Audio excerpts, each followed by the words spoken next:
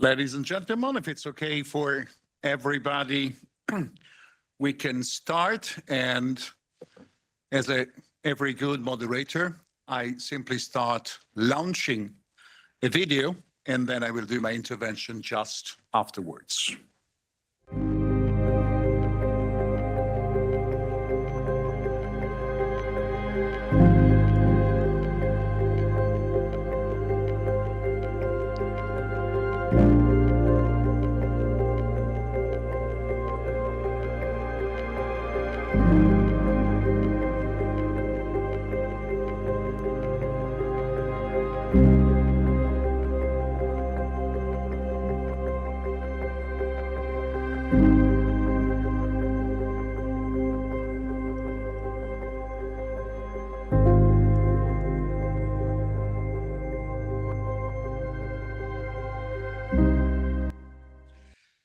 Thank you very much. And again, welcome to this important gathering and meeting on such a sensitive issue like eating disorders.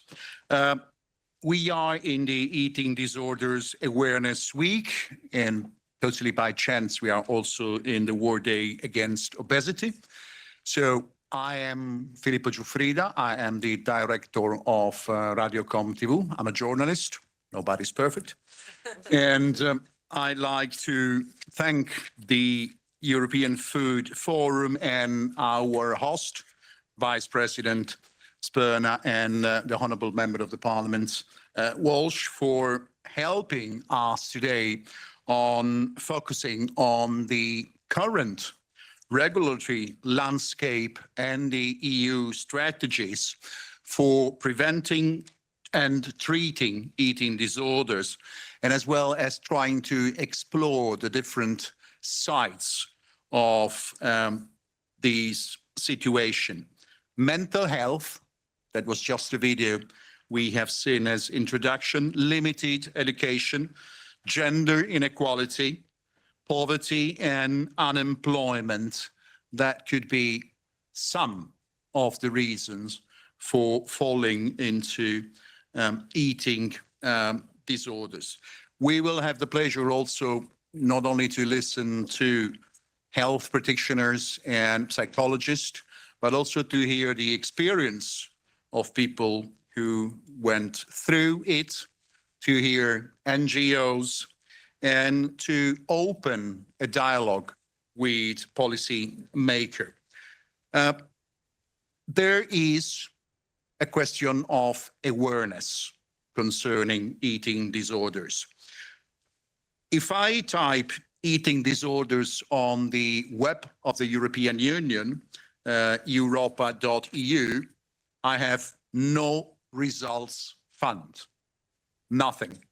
If I do the same on Eurostat, which is the statistical office of the Union, I have nothing. If I go in depth and I type anorexia, I find a study going back to 2014, 11 years ago. I tried to search for social cost of eating disorders. Couldn't find any European statistics. I have some US data. It estimated at 65 billion per year, the cost of eating disorders just for the United States.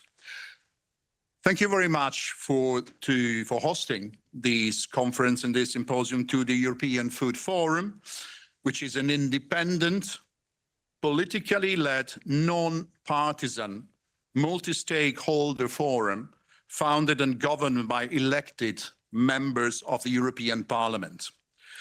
The forum aims to promote open multi-stakeholders dialogues on competitive, resilient, sustainable and innovative food system amongst policymakers, food supply chain actors, civil society organization, research and academia, and other public institutions. The European Food Forum itself does not take position on specific policy issue. A few hints, you have Italian interpretation if you need. There will be a Q&A session. The rules are very simple. This is an open debate, so every participant can ask questions, raising their hand if you're here, or using the chat for the people who are following us online. Please don't be shy, but also please do not take more than a minute. The event will be recorded. The event has the participation of journalists. I have already announced it, I myself. And I went to check the rules and the role of moderator, which I wrote several years ago for my students. Room check, done. Make an introduction, that's what I'm doing. Encouraging the audience to silence their phones. Please put your GSM on off. Conducting the discussion and ending the session, that's what I will try, and running the clock, which is the hardest part of it. Forgive me, since the very beginning, I will try to be as strict as possible on every intervention to give everybody the possibility to intervene. We will have, and I'm very happy of it, the opening remarks by Vice President Antonella Sberna and Member Walsh. MEPs have a bonus for hosting this event. You have 2 minutes instead of 5 for your intervention.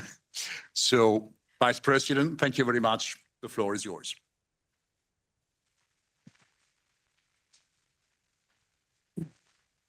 Buonasera a tutti. I will speak in Italian if someone needs the translation. Allora, innanzitutto benvenuti a tutti, grazie per essere qui e grazie per aver risposto così numerosi. Io sono in attesa di un gruppo di ragazzi della provincia di Viterbo e di un gruppo di ragazzi di Roma che poi saluterò quando arrivano, perché abbiamo organizzato questo momento di riflessione e di confronto anche per condividerlo con alcune persone che nei nostri territori si occupano e lavorano di questo tema. Intanto ringrazio lo European Food Forum per aver organizzato e per aver voluto lavorare insieme a noi a questa giornata e a questo progetto. E ringrazio l'onorevole Walsh per aver voluto insieme a me co-ospitare questo evento e per aver anche matchato insieme 2 argomenti importanti che però a nostro avviso, insomma, ritengo siano non solo correlati ma che debbano poter essere, diciamo, una prospettiva di lavoro futuro per entrambi. So che la collega si occupa da tempo della questione della salute mentale a livello europeo, che ha portato avanti una serie di iniziative e di attività e ecco, la questione dei disturbi alimentari che invece abbiamo voluto porre all'attenzione di questa platea e di tutti coloro che saluto e ringrazio che ci stanno seguendo anche online, è proprio quella di capire. E l'obiettivo di oggi è un po' questo, non è tanto una carrellata di interventi di persone autorevoli che saluto e ringrazio per essere qui, ma è una spunto e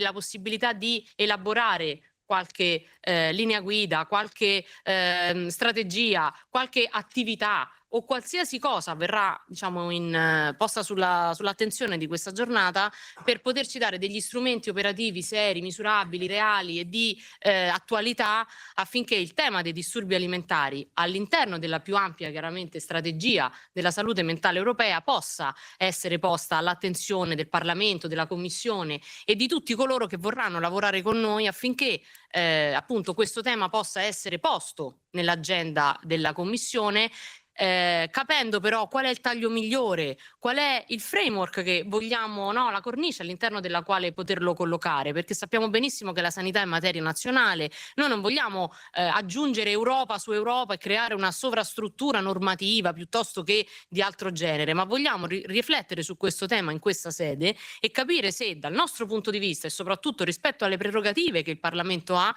possiamo offrire un contributo a chi e a tutti coloro che pongono all'attenzione dell'opinione pubblica il sistema dei disturbi alimentari, di tutti coloro che ne soffrono, di tutti i sistemi che attorno alla persona che è affetta da questi disturbi chiaramente lavorano e vivono, perché poi una persona che è affetta da disturbo del comportamento alimentare e quindi poi con tutto quello che ne consegue non è sola e se stessa ad avere il problema, ma è un sistema familiare, è un sistema sociale, è un sistema educativo. E quindi all'interno di questa prospettiva io avvio i lavori di questa giornata, poi mi riservo dopo di fare alcune altre valutazioni, quindi grazie e benvenuti a tutti e buoni lavori.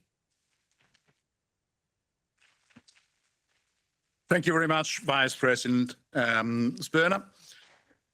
You have the opportunity to do two things, two pigeons with a stone, because we have your intervention and then the opening of first panel, which is dedicated to the regulatory landscape on health-related policy, mental health, and eating disorders. You've been successful in establishing the first parliamentary intergroup on mental health back in, well, last year, 2024. So policies addressing mental health and eating disorders. It's a long way to Tipperary, isn't it? Good analogy. His Irish research is phenomenal, but I'm going to amalgamate the two, and that's me asking for guidance and avoiding his eye contact when my time is a little bit tighter. But really, good afternoon to each and every one of you. I know we have a number of colleagues in the room from an EPP perspective. Let me just welcome Eleonora, Jessica, and Lucas, and many others. I just really want to extend. It's great to be in a room with different genders here too, often sadly in rooms of discussion around anything to do with mental health. It's very gendered, if you don't mind me saying. So it's fantastic to have that breadth and see many young men and women in the room too. Incredibly important that we listen to you and understand your perspective. I'm going to get into a little bit of why we are all gathered here, but let me first also thank our Vice President for allowing me to join and share this conversation specifically as part of Eating Disorders Awareness Week. And it doesn't and can't happen just within the week. This is lived by many family, friends, individuals, of course, themselves, 365 days. And what we know from that lived experience, it's an ongoing discussion within themselves and within their support system. So I also think it's incredibly important for us as policymakers to also understand legislation is not just the black and white on the page. It has to live and be really tangible and practical for people across our 27 member states and growing, because people look to us, particularly around the social fabrics of our community and when we take in elements of any form of mental health progress. It's a great urgency and a deep concern that we, of course, see a growing issue in eating disorders and mental health. And there's a couple of things I want to point out from a policy perspective with you both, or with you all, I should say. Eating disorders are among the most deliberating conditions with far-reaching effects on the physical and mental health of those affected. They're a major public health concern too across the European Union, particularly amongst young women, but we are seeing research also tell us young men are impacted also. The prevalence of various forms of eating disorder is alarmingly high. And to look at from a female perspective, research telling us 1 in 4 women are affected by one or more of conditions relating to eating disorders. While the disorders are more common, as I shared, among women, we must not forget the impact on men, with just under 10% of them also suffering from eating disorders. So again, to challenge that bias, it's just one gender versus another. That's simply not true.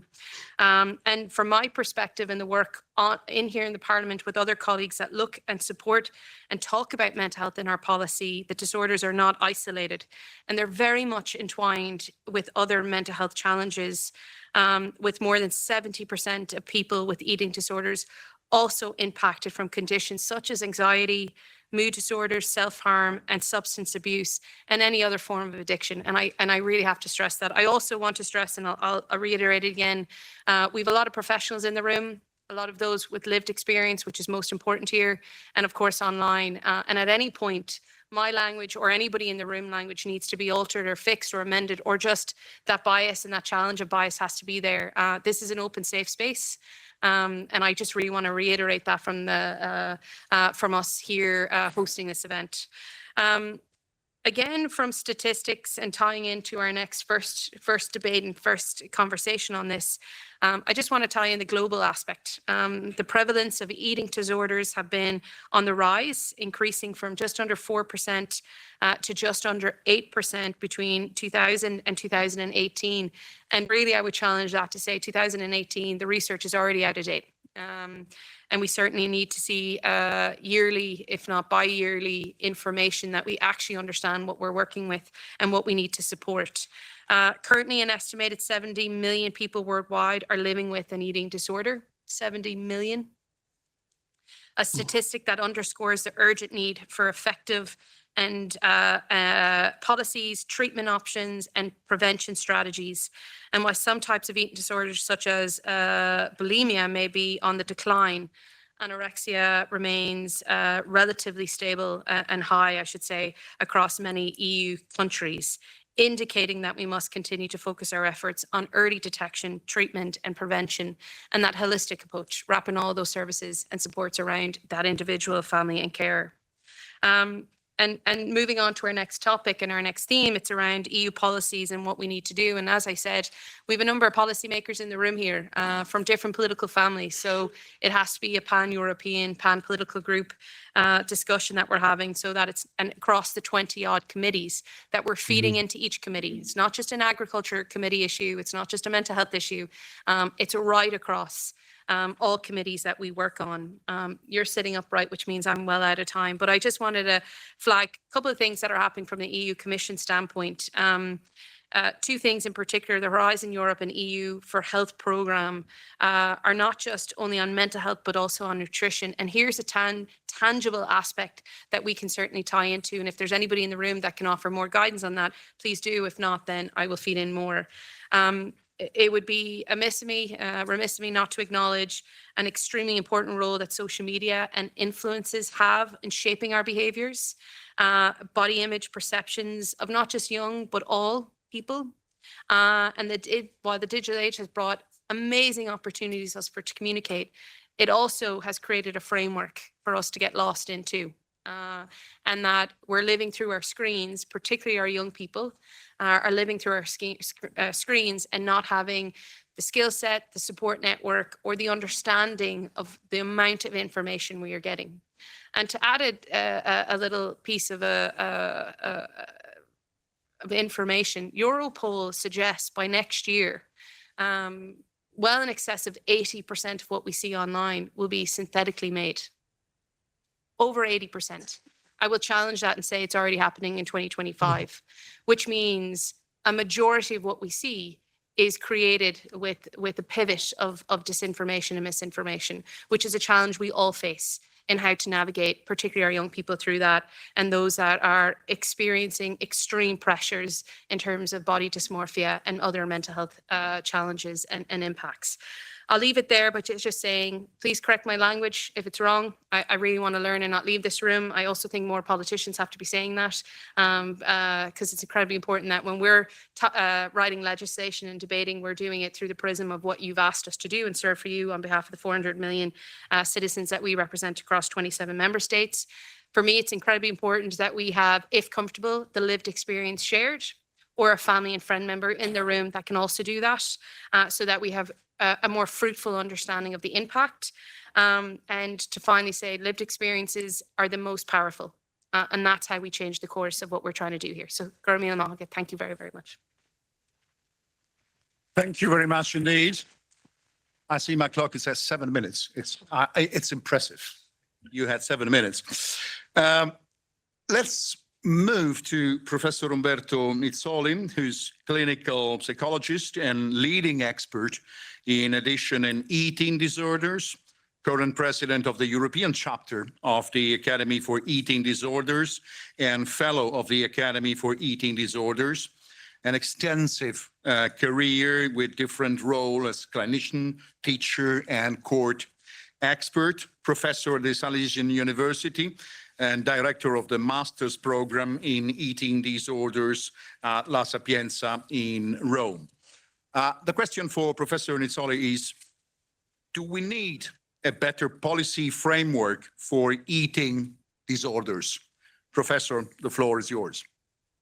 Thanks a lot for this invitation and for the presentation too. I'm happy to be here because it's important for me and for the society that I represent, the Academy for Eating Disorder, to have this opportunity, because we need to have some shoulder inside the political arena to support our mission of advocacy to spread knowledge about eating disorder. But first of all, I want to understand with you that society have to be considered like a great human body with its history, the change inside this history of the expression of the illness.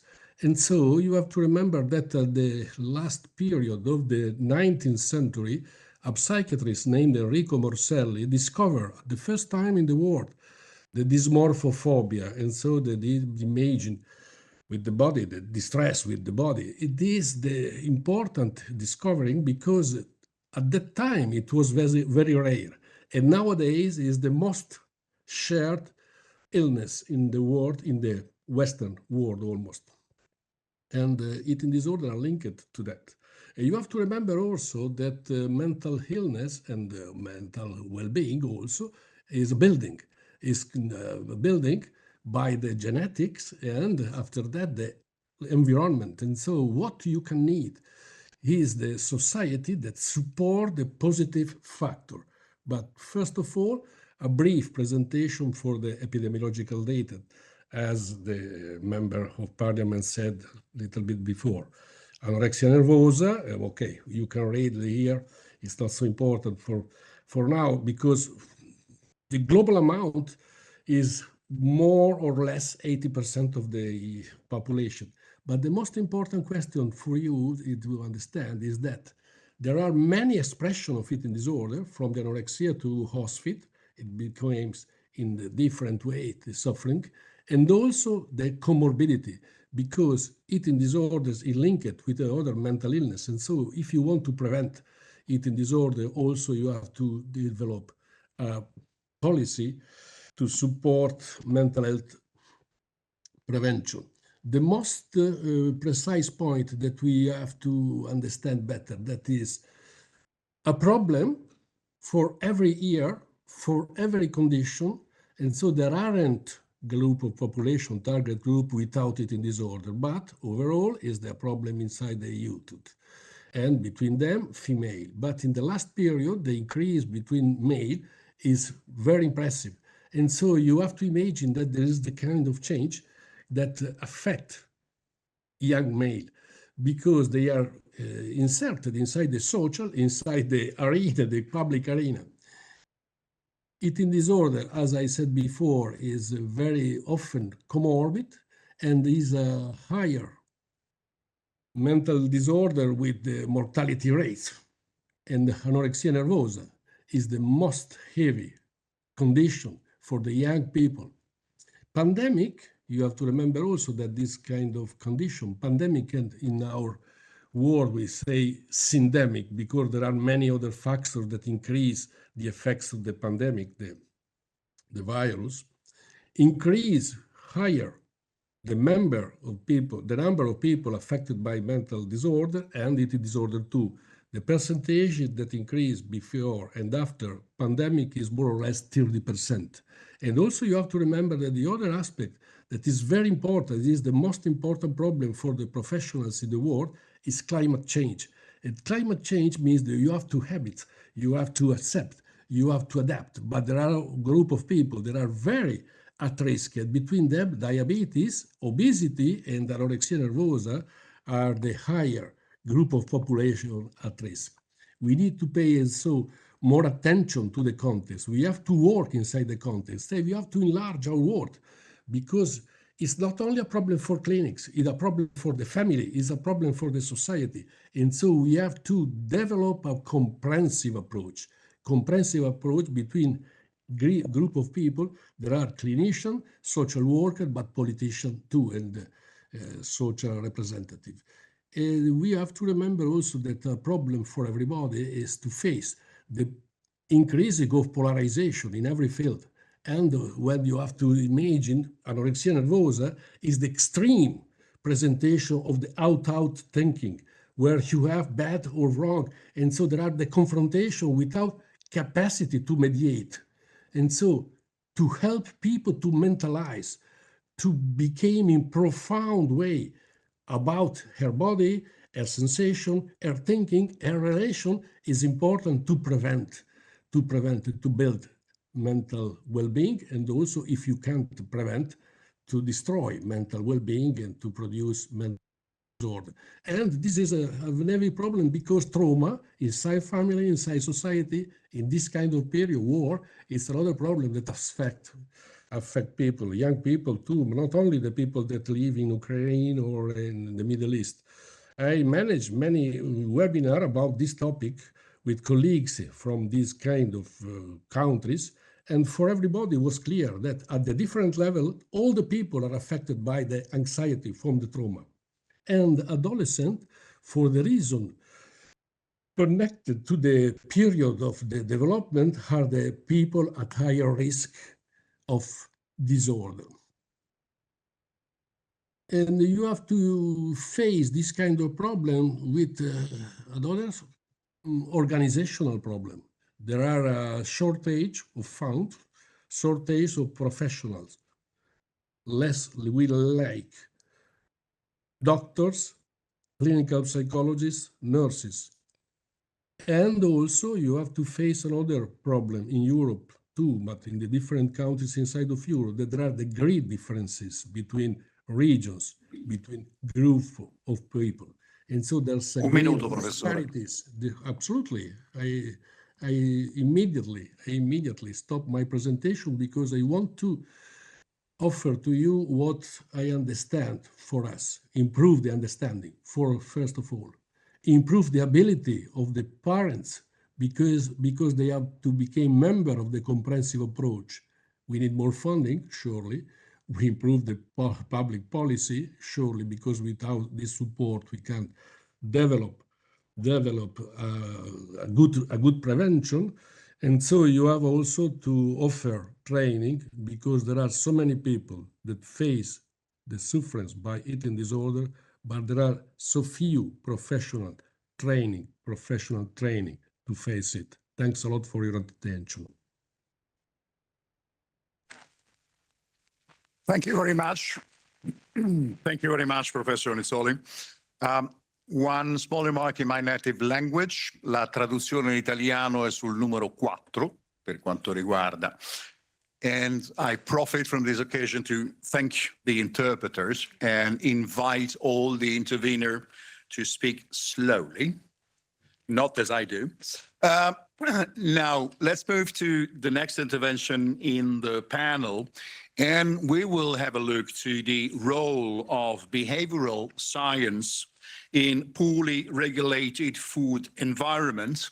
And it's a pleasure to welcome Courtney Price, who's lead for behavioral science at the Food and Agriculture Organization, the FAO at the United Nations, where he had multiple roles, including reporting officer, information officer, and communication officer. We go back to the big effort of communication. And Mr. Price, the floor is yours. Thank you so much for that kind introduction, and to all of you for taking the time to be with us today. I'll take the advantage first and foremost to thank Excellencies Sberna and Walsh for this opportunity. La ringrazio tantissimo, Vicepresidente Sberna and Luisella from European Food Forum, which is making all these excellent proactive opportunities to gather us together to face these hard challenges and forge new paths for positive change by linking people in policy. So thank you again for this opportunity, and good to see you all. I'll be talking about choice and particularly how behavioral science can inform policy to support better choices, improve choices around mental health and healthy eating.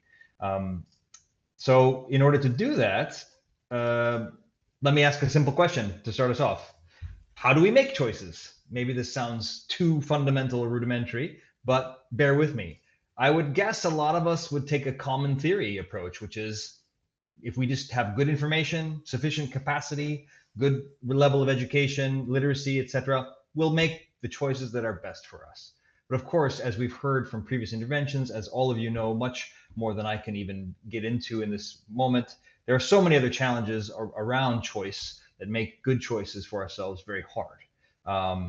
And so this theory of this idea that we have in our brains that it's easy to make good choices, it can hold us back, especially at the policy level when we start to design policies that are more for rational thinkers and less for human beings as they actually are. Let's test this theory in a real world environment. Is that really how behavior or decision making works? When you're at the checkout aisle facing options, when you're in the restaurant looking at the portion sizes, etc. So first thought experiment, in the supermarket, you're at the checkout line. What would you buy in the ideal conditions? Most of us might say, I'll buy what I planned to buy. I have a list, I have a needs, I'm making a recipe. But the reality is very different, right?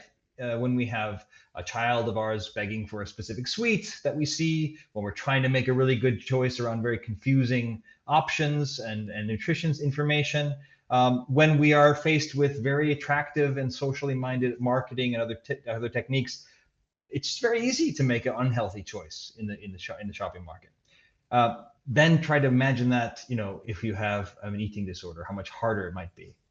Similarly, in this is brought up before and by others on social media, what an amazing boon for humanity that we've been able to connect so much more rigorously and actively through social media. It's brought a lot of good to society, but at the same time, we know it's very hard to distinguish fact from fiction. And there's very interesting research to tell us that we're not really sharing quite a lot of the time, we're not really sharing because we want to have a discussion. We're sharing because we want to connect. Human beings have an innate need for connection, for society, for groups, for tribes.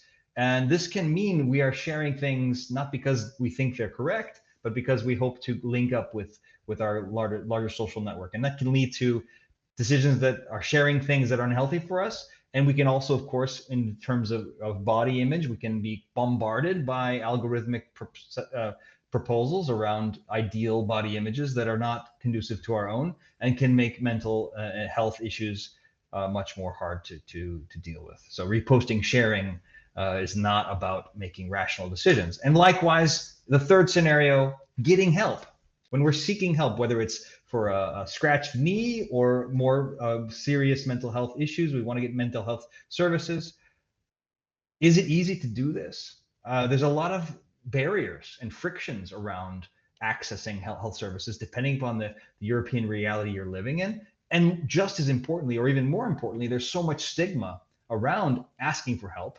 And we brought the gendered, this is also very gendered, but this is brought up before, men having a very difficult time asking for help in certain scenarios. But in general, stigma keeps us from seeking out or making the good decision to make that call and ask for help.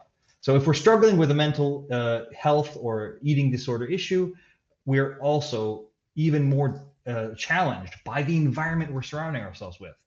So it's very important to say that we're not talking about the choice environment as the most important thing. Psychological counseling, knowledge, education, awareness, so many other factors go into it that the many other experts here can speak much more to than I can.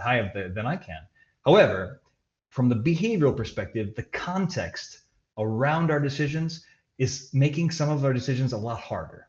And that is why policy can be much more improved by using behavioral science for better public health campaigns, for early interventions in education, knowing when we can better design school cafeterias so they make those healthy choices easier, reducing those barriers and stigma around people out trying to ask for help, and creating a more help-seeking environment in schools, in offices, and in the home. What if, imagine if binge eating foods were not so attractively placed, or if social media helped us remember our purpose for getting online in the first place before we click send. Healthcare facilities might be too distant or too hard to access due to frictions. So these are things that where our environment can make it very difficult to make the right choice. So our theory that we make good choices based on good information and good capacities falls flat when we have an environment that works against our best wishes. So yes, behavioral science can make a difference, and I think it's not to belabor the point. It's really important to say that clinical psychology, clinical psychiatry, social coaching, and counseling, these are elements that are much higher on the priority scale than the behavioral scientific, than the choice architecture, as we call it in behavioral science. But I think it's important to mention that, especially from the perspective of trying to enable healthy eating, we need to look at this environment and make sure it's aligned. And that's where policy really has a low-hanging fruit for making a difference. Quickly, what is behavioral science? Since we may not be familiar to all of us, it's the study of behavior. It's how we understand what people do and why. It's a multidisciplinary approach, and it's a scientific methodology. It's about making things easy, more attractive, timely, and social. And so if we take that to our ideas before, as this is great research by Pierre Chandon and others, placing things in placing healthy things in more attractive areas can make it easier for us to eat them. Appealing to our emotions more than our knowledge can make these healthy choices easier. And imagine if the same system that we use since Gmail introduced it, helping us avoid sending emails without attachments and looking like buffoons. What if we integrated some of that prompting or nudging into our social media? So we're actually reminding ourselves not to share something that we actually don't agree with, and how we're making it more socially acceptable to use social media in a more intelligent and socially acceptable way. And finally, on the access to services, we need to use behavioral science has shown that we can use social norms and influence stigma positively, whether gendered or non. And so there are low-hanging fruit out there about how we can inform not just public health communication campaigns, but also the design of services. So there's just less frictions for a person. I'll end with this. If we have a call to action today, it's that we can think about ourselves quite easily, and behavioral science speaks to that. If I want to get up in the morning and more likely than not go running, it does help if I put my shoes and my running outfit by the door. But that's just me. That doesn't help affect running for the entire neighborhood. But as research from the Joint Research Center of Competence and Behavioral Insights at the European Commission has recently published, as many others, there are systemic and policy level implications for understanding behavior. So what the call to action from my side is, behavioral scientists need to be part of policy making processes from day one, so we can together design a policy that helps foster enabling environments to make the decisions and healthy behaviors that we all want to see for ourselves and others a little bit easier. Thank you very much. Thank you very much, Corny, also for the timing. Perfect. Now we have, in theory, a moment for question and answers. If there are already Q&A from our intervenants, I remember that we will have a second space for question and answer where all the panelists will be here at the end. Just a few keywords from what I retain from this first very interesting panel. We need to act. We need to work in a new environment. Choices are important, and choices can help to define what the priorities are and where can we go. So any question? Yes, we have one question there. Any other questions? So we drive the time. A second question there. Please, can you introduce yourself and 1 minute for the question? Thank you. So thank you very much. It's a very interesting seminar. My name is Stella Veliki. I have studied physics and informatics, and I am a member of the European Physical Society. And I have a question, very basic question. I agree very much with your policy for mental illnesses. And I want to know if in your policy you take in account to invest much more money in the basic research of brain functionality in a normal health and brain functionality in mental diseases. If you don't have such a research, basic research, is difficult to make a good policy. I know that the doctor don't know very well 100% how the brain is working. Yes, it's a problem. Huh? If you don't have the basic knowledges, it's difficult to do something good. That is my question. Huh? Thank you very much. Shall we take the second question and then we move forward quickly to the answers? We had a second question there. Yep. Afterwards, okay. Thank you very much. And just conscious, we have two experts online too who would want to feed in. But in short, there is EU funding for mental health, and I say about 1.23 billion allocated for mental health activities between a span of 2021 to 2027. That's been allocated by the Commission. And about 765 million, just under 770 million, dedicated to research and innovation within the mental health sector. But the issue is this: this House, Commission, Council does not see mental health as a competency of the European Union. I often challenge that to say we have wonderful legislation that saves people from physical harm and their health in the workplace derived from this place here, and that should be also extended from, to your point, on brain health, so that we can understand more and actually derive from here. But sadly, we have money, but it doesn't directly go to exactly as you'd said, which is a challenge, which is what we have an intergroup, why we have these conversations, why we put in amendments to begin to move member states and the Commission to understanding that citizens are demanding for us to take mental health as serious as we do the economics, defence, climate, agriculture, you name it, and that's it. Thank you very much. We still have our 15 minutes late as we began, so we are on time. Let's move, if you agree, to the second panel. And you said the questions for the end, you said.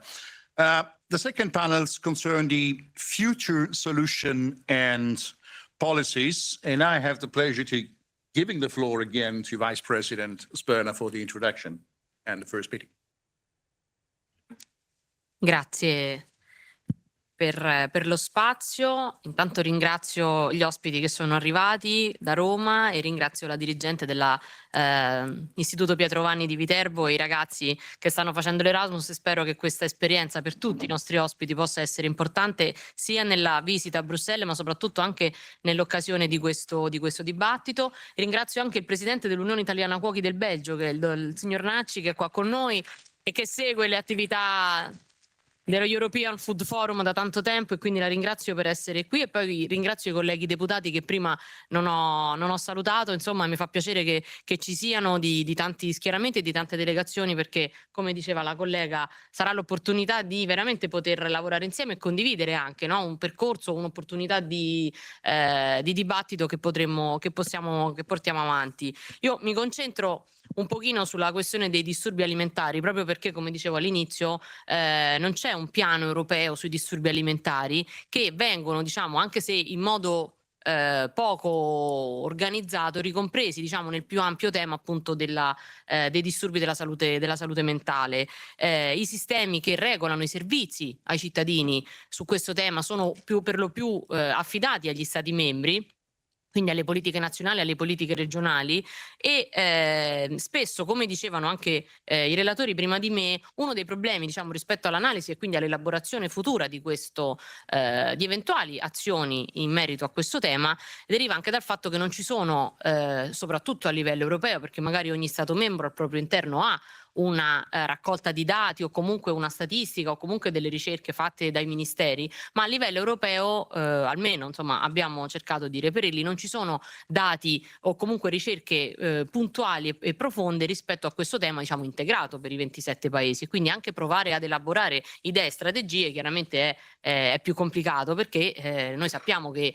come diceva la collega, ci sono i legislatori qua, ma noi legisliamo per 500 milioni di persone, per 27 paesi, quindi non per il nostro solo paese d'origine, dal quale pure arriviamo, e quindi chiaramente è quella l'esperienza che ognuno di noi porta, diciamo, quando arriva qui, almeno all'inizio, ma chiaramente lo facciamo nell'interesse appunto di tutti i cittadini d'Europa, e quindi ci dobbiamo mettere nei panni di tutti e 27 paesi nella valutazione anche, no, delle nostre azioni e delle nostre attività. Quindi da una parte la mancanza di dati, o comunque non avere una completezza o una organizzazione di dati, già potrebbe essere un primo passo per dire muoviamoci in questo senso e proviamo a capire come provare ad avere una visione più chiara rispetto anche a una fotografia, no? Uno stato dell'arte di un fenomeno che tutti noi conosciamo più o meno in maniera organizzata. Sappiamo che già prima e dopo il Covid, no? Che è stato uno spartiacque importante, c'è comunque una grande attenzione rispetto al mondo digitale, no? Perché chiaramente eravamo tutti chiusi, e quindi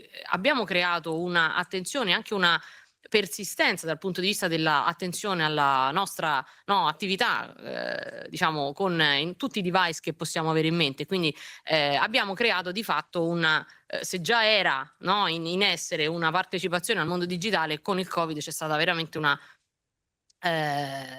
un aumento di questo, ma inevitabilmente. Questo comunque ha creato una chiaramente difficoltà anche rispetto alla partecipazione sociale. Io penso agli adolescenti, che sono un po' il target che mi viene in mente quando trattiamo questo tema, ma chiaramente non sono solo loro, non sono solo le donne, perché noi abbiamo appunto avuto opportunità di avere anche testimonianze importanti e rilevanti anche dal mondo maschile. Quindi secondo me uno stereotipo che forse rispetto a questa trattazione ci dobbiamo un po' togliere dalla testa è non solo donne, non solo giovani ragazze, non solo adolescenti, ma un tema molto più ampio che riguarda tanta parte della nostra società. I bambini più piccoli sono quelli che appunto, velocizzando un po' tutta l'attività della nostra vita, della nostra società, vengono coinvolti, e soprattutto anche gli adulti, perché comunque è un fenomeno importante. Quindi già questo è stato uno dei moventi che ci ha portato a fare e a porre a livello europeo, diciamo, e al dibattito di oggi, grazie appunto, ripeto, anche all'organizzazione che il forum ha voluto mettere insieme,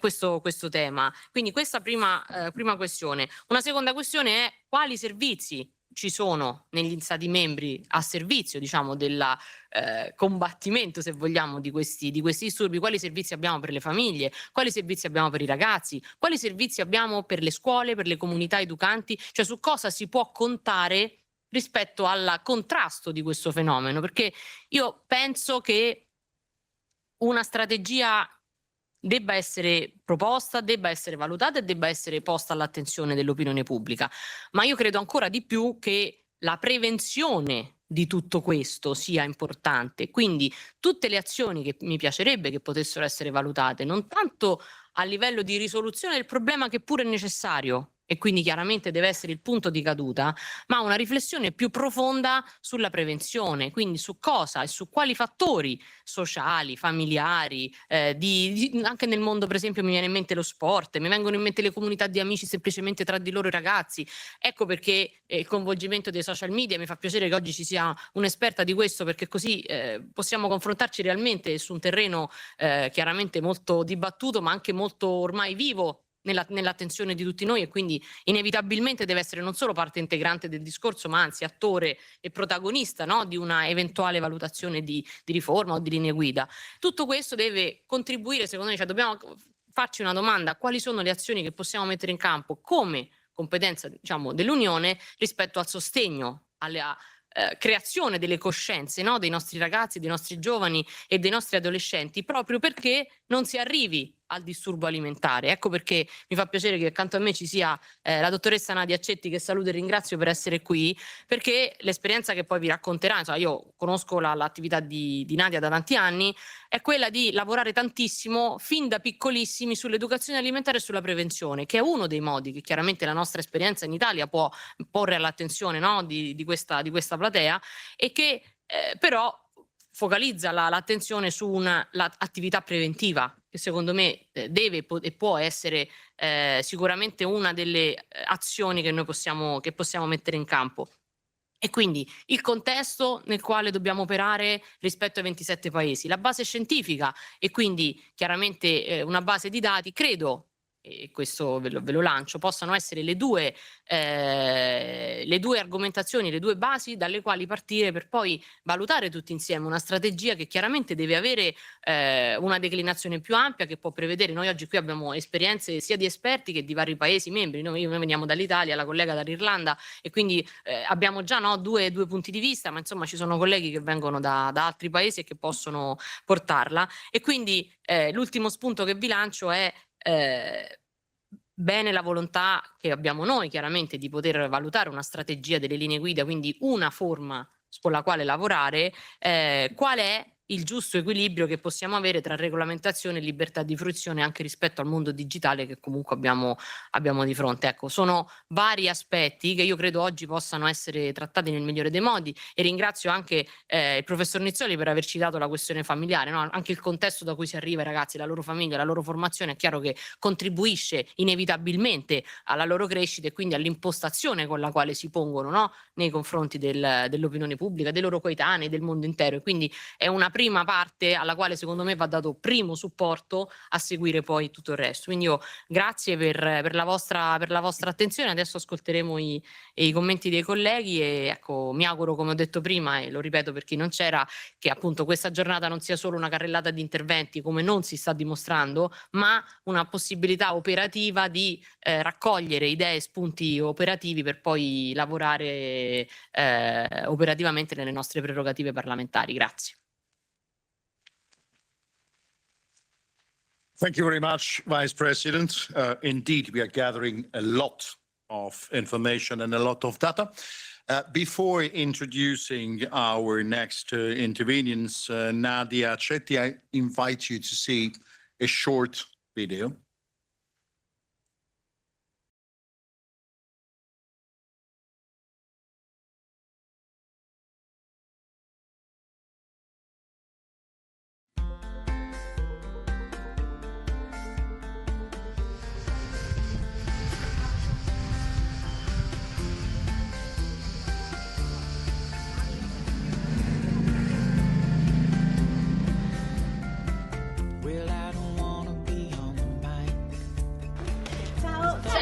Posso farti un minuto?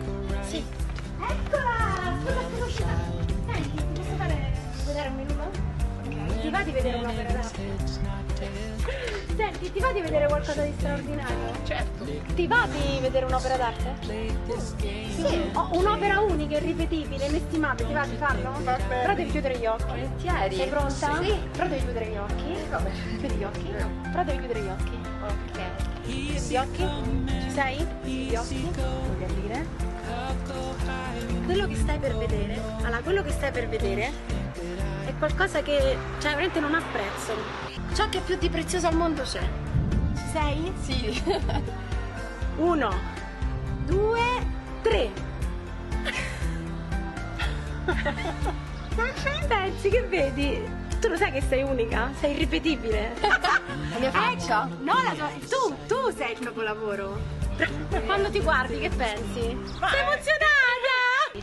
Caro specchio, eccomi, con le mie imperfezioni. Io sono così, sono fighissima, sono bella. No? Io sono bellissima.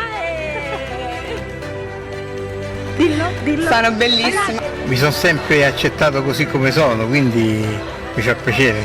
Caro specchio, eccomi.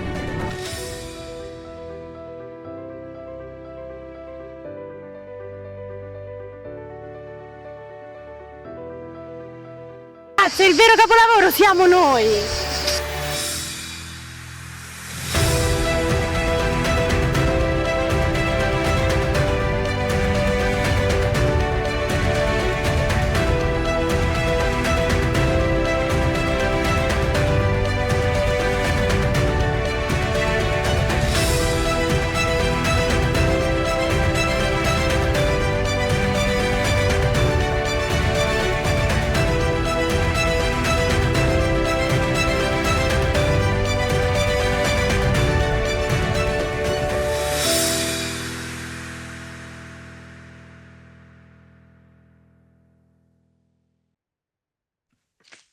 Thank you very much. And with the eco effect, it was even more perfect. An artist, an activist, the founder of Donna Donna Onlus Association, leading awareness and support projects for over 15 years, targeting young people, families, and institutions. She invented Gustiamo assieme la vita. Let's save a life together, addressing the issues of food, body, and emotion, with a special focus on school. Some pillars: prevention, education, and art. I'm very pleased di dare la parola a Nadia Accetti. Grazie.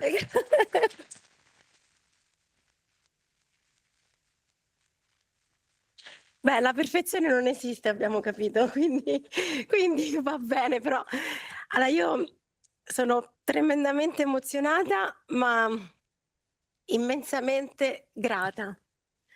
Grazie per avermi invitato sicuramente, ma ancor di più per aver acceso questa luce su questa tematica urgente da trattare. Quindi vicepresidente Sberna, onorevole Walsh, dottor Giuffrida, ma soprattutto te, Luisella Ciani, la tua collaboratrice Rezi, per aver, almeno per quanto mi riguarda, io ho bussato e voi avete aperto, e per me oggi è un sogno, dal risveglio di un incubo di oltre 10 anni di malattia. Disturbi alimentari sono una malattia, non è una scelta, non è un capriccio, è un cancro dell'anima che ti divora. Mi viene da piangere, però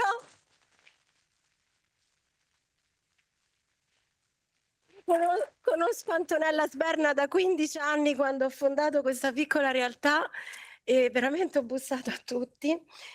E spero che oggi tutti noi usciamo qui come un faro di luce che possa illuminare e riscaldare i cuori di chi soffre, ma anche grazie a voi nella quotidianità, perché le istituzioni servono, ma io sono una piccola sognatrice, un'artista che anzi forse ha tanti sensi di colpa, perché questa malattia ti divora, e dove il cibo è la punta dell'iceberg. Ho messo qui il cronometro, non vi preoccupate, perché sapevo che l'emozione poteva distruggermi.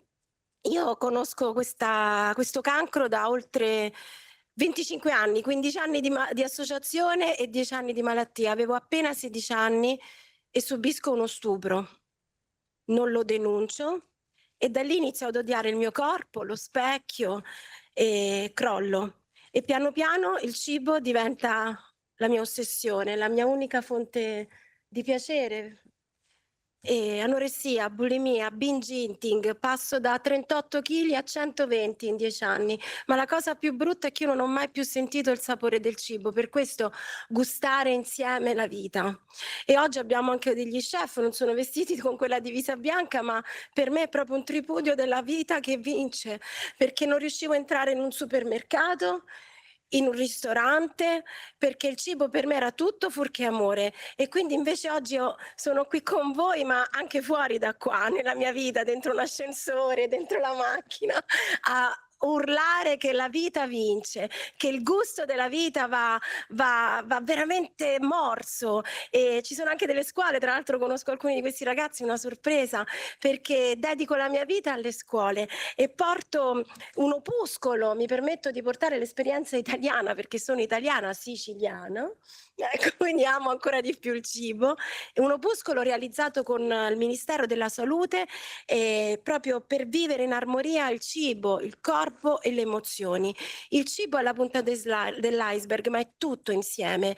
E abbiamo portato anche un personaggio per i bambini, facciamo i laboratori, ma ancora di più vorrei concludere, quindi forse rubo meno tempo ancora, dicendo che dobbiamo amarci, accettarci, guardarci l'un l'altro con amore. Oggi, Luisella, con questo Food Forum ci state nutrendo e dobbiamo uscire per nutrire gli altri, non solo di cibo, ma di sorrisi. Non sapete quanto bene fa un sorriso negli occhi di chi soffre. Quindi io, onorevoli, vi prego, non lasciateci soli. investite denaro, soldi, ma ancora di più energie, ma anche noi nel nostro piccolo possiamo fare tanto. Io ci sono e è una malattia che si può vincere, dobbiamo uscire di qua con la gioia di vivere, quindi veramente combattivi, ma insieme, da soli non si va da nessuna parte. Grazie.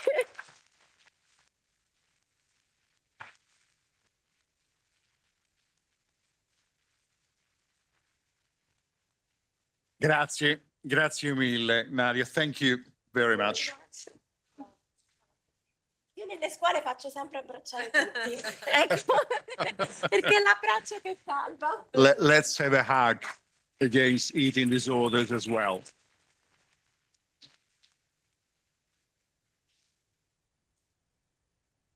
After this emotional moment, let's take another example on how things are happening. We saw a quick glimpse of Italy. How is supporting people affected by eating disorders in Ireland? And we do it with Harriet Parson, psychoanalytic psychotherapist. Harriet is the CEO, interim CEO of Bodywise, the Eating Disorders Association of Ireland. This association supports the HSC National Clinical Program for Eating Disorders. Harriet, the floor is yours.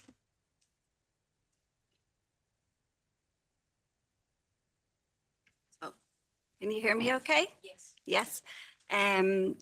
Okay, so I don't know whether my presentation is there or not, but I suppose I want to talk about how Bodywise as an organization does, and thank you to Maria and to Antonella for asking me to be part of today, about how we provide something that Maria referred to earlier, which was a holistic approach, a wrapping around of services that starts in the center with the person who has the eating disorder, and then also supports their families, their carers, and then moves out to support the people who provide treatment within the community.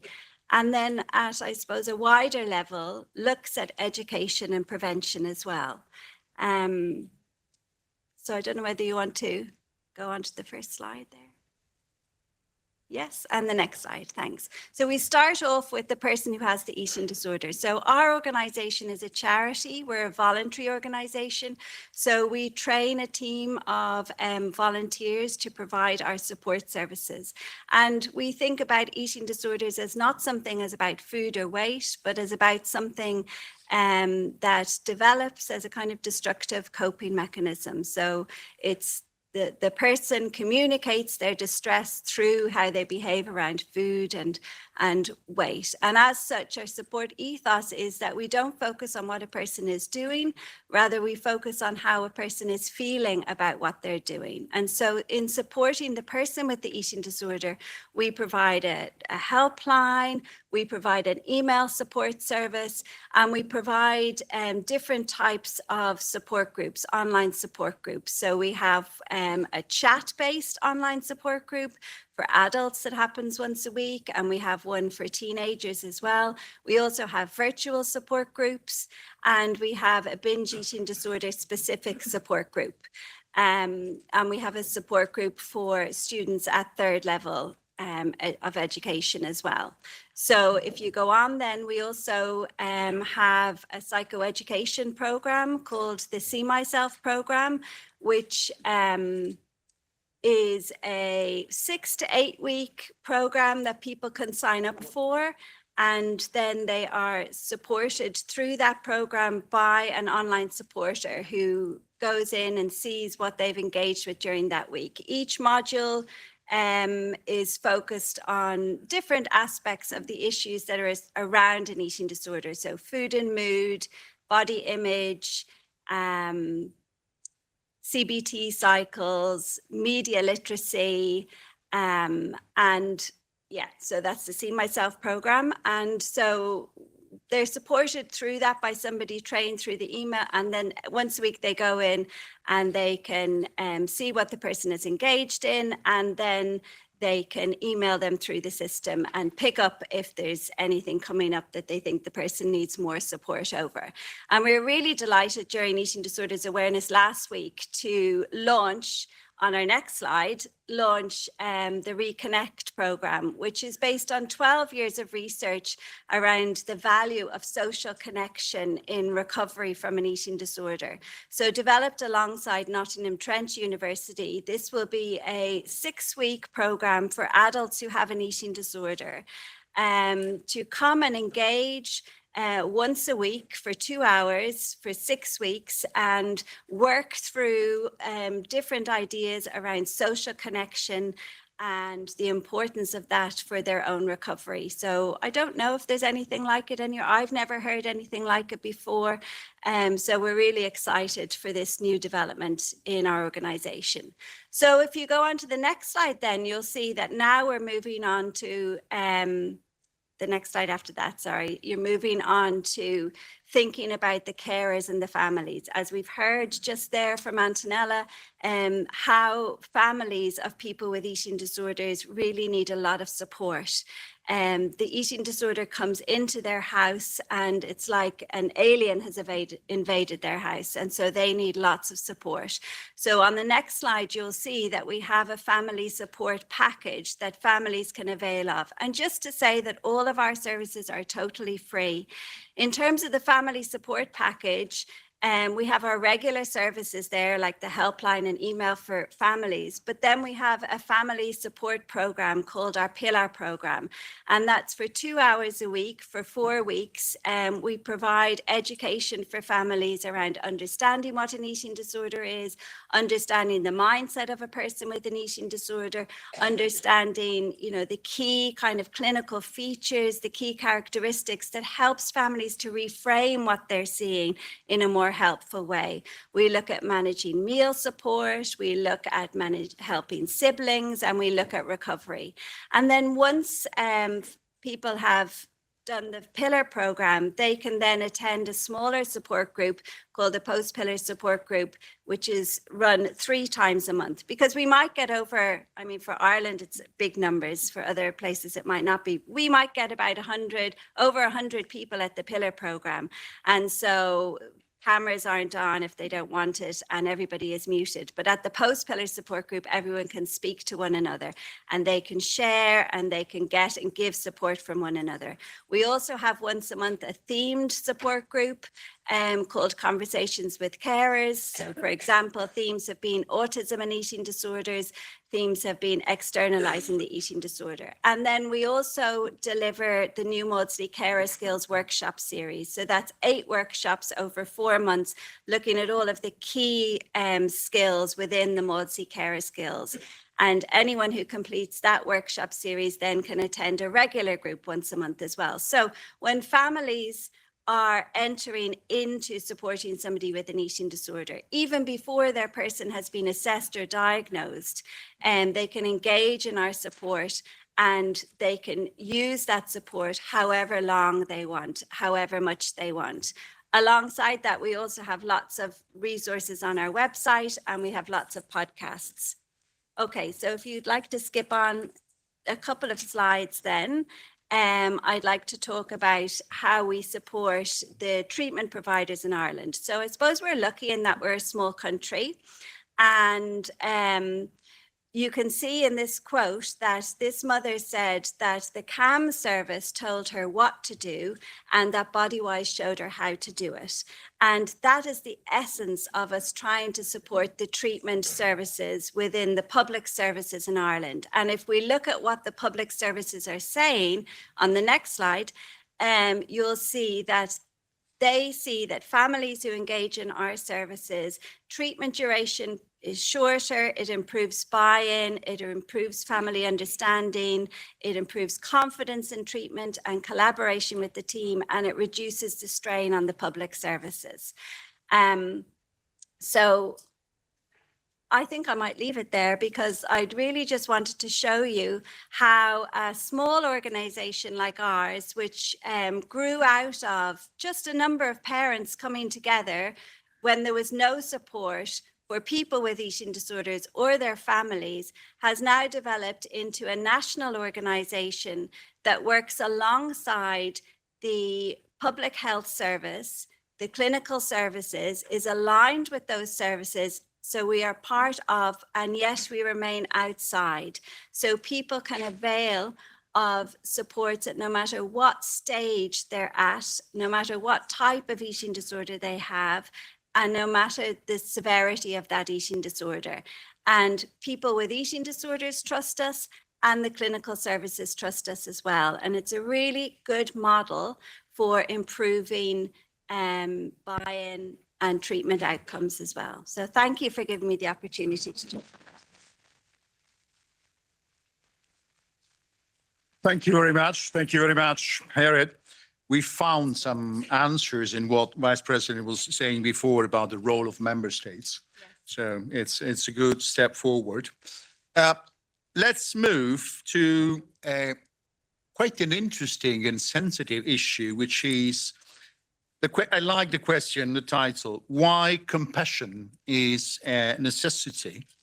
And we do it with Clodagh Dowling, Director of Psychology at St. Patrick Mental Health Service and adjunct professor at the School of Psychology, University College in Dublin. Beautiful place, by the way. Clodagh, the floor is yours. Great, thank you. I'm not sure if someone is going to share my slides for me. I don't seem to be able to do that here. Is that possible?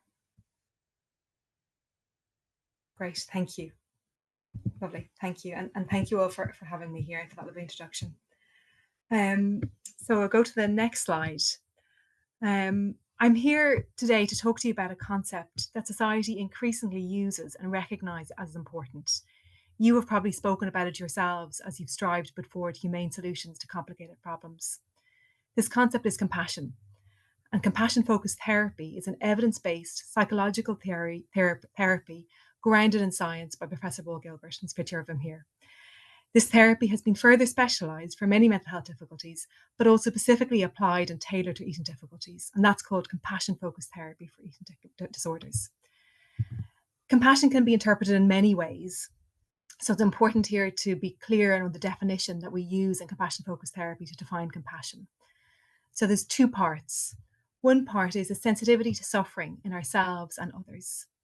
And the second part is a commitment to prevent and alleviate the suffering in ourselves and others. So what's important here is that we're talking about compassion in ourselves and others, not just others. And that's really important for helping people with eating difficulties to be compassionate to themselves. To put this definition into a practical example, you could think about a broken leg. If you broke your leg and you go to a doctor, you want to be able to tell them what's happened. You want them to be empathic, sensitive to your suffering, listening to you, attuned to you, and you want them to do something about it. You want them to help you to fix it. If they just fix it and don't listen to you, that may not work. That may actually be harmful. If they just listen to you and provide you with empathy and don't fix it, that's also harmful. So the combination is important.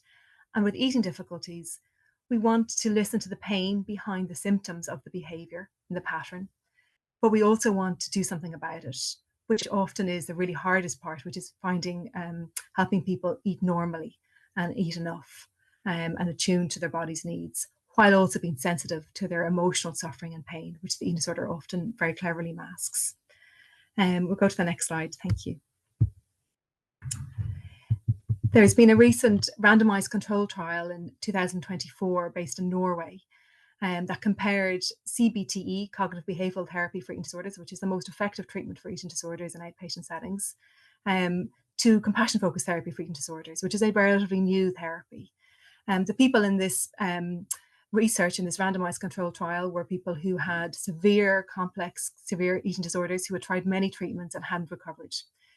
The research shows, a study shows that CFTE, compassion-focused therapy, is as effective as cognitive behavioural therapy for eating disorders, but even more so for those who've had childhood traumas. The people in the CFTE group who had childhood trauma did better in the months following the study showing that they continue to improve and maintain their changes. So this is showing that compassion is based on science, it's effective, and it's really, really helpful. We'll go to the next slide. Please, thank you.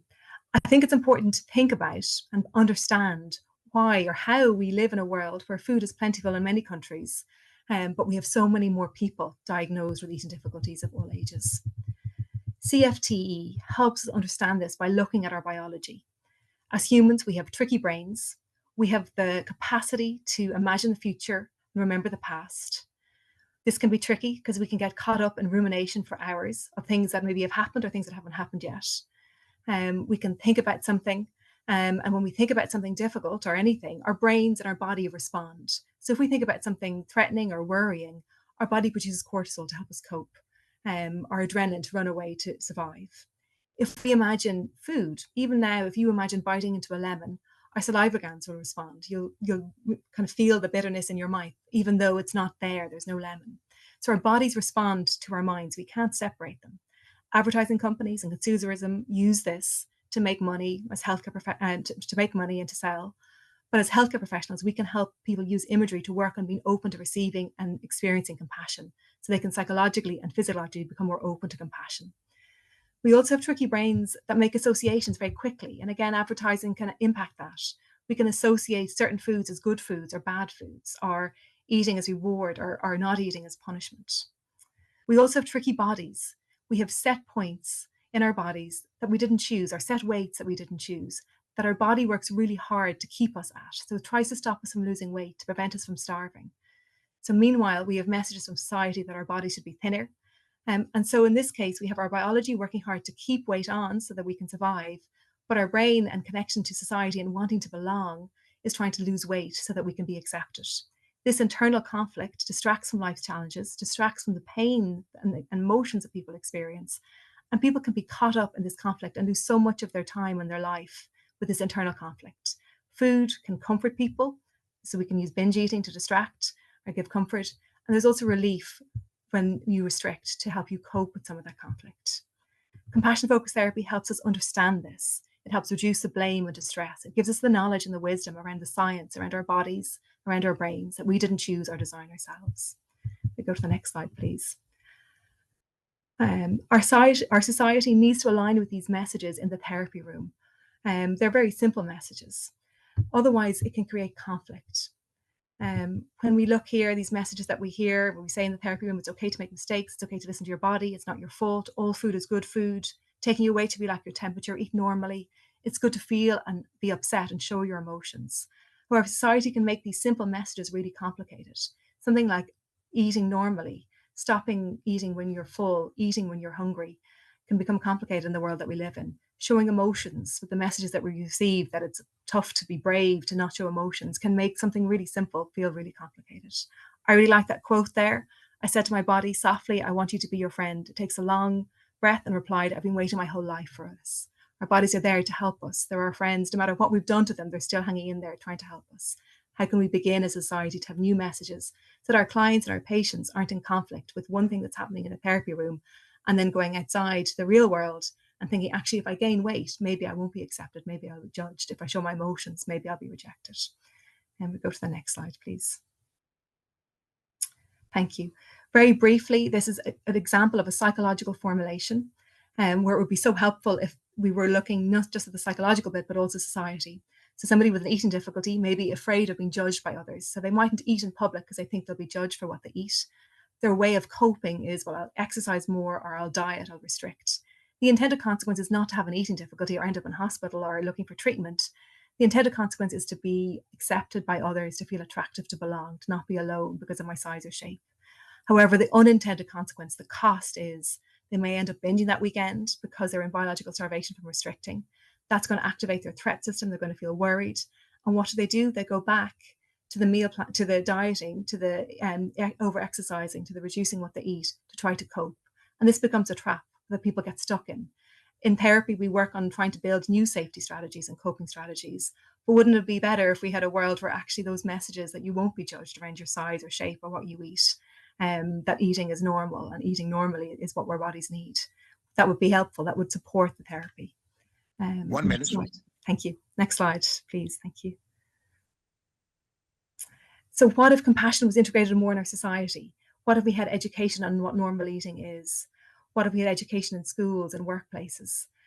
What if consumerism took into account how our tricky brains and tricky bodies are impacted, how sometimes the messages that we receive are really harmful? What if we had more education around the importance of experiencing difficult emotions, not using eating disorders to distract or avoid them? What if we had messages in society around body appreciation, feeling compassion for our bodies and acceptance? Next slide.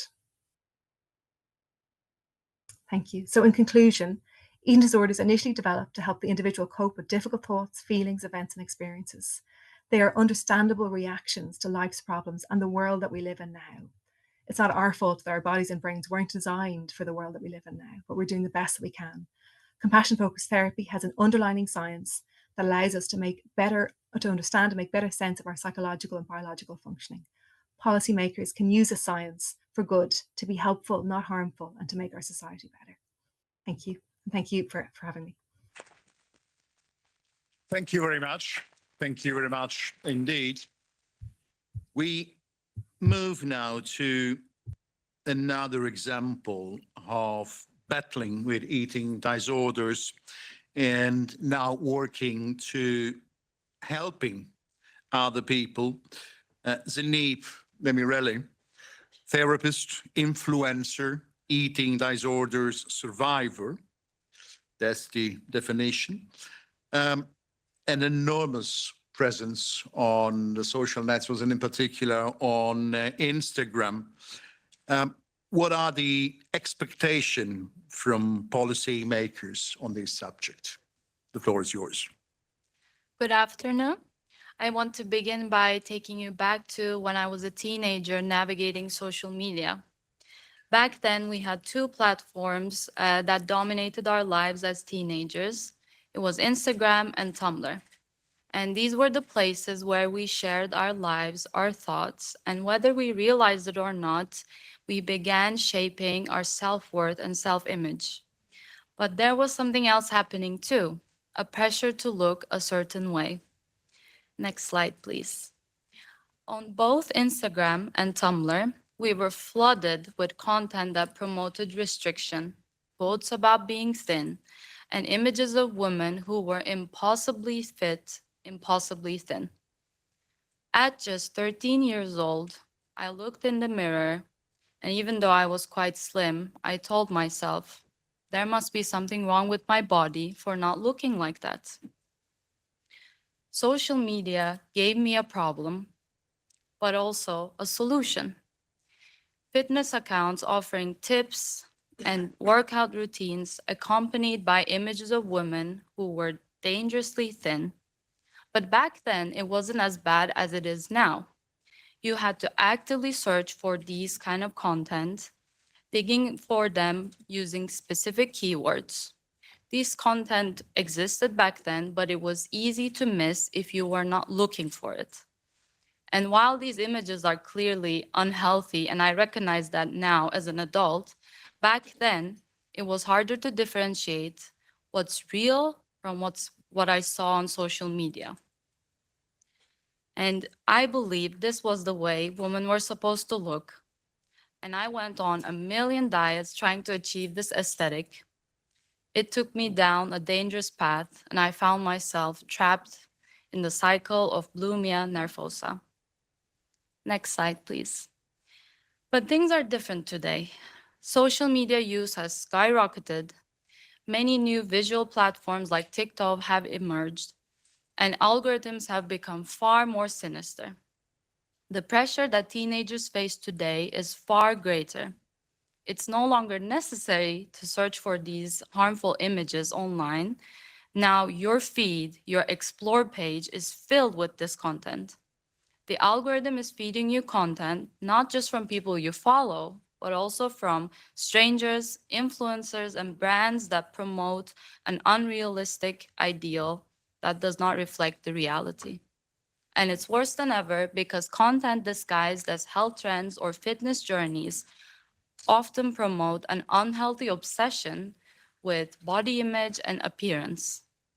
The line between what's healthy and what's harmful has blurred, and it's harder than ever to tell the difference. Gone are the days of a simple timeline.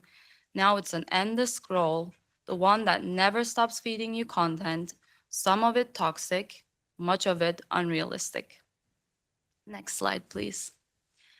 And when I talk about body image, I want to stress that this is not just a problem for girls. Boys are facing a similar, though different pressure.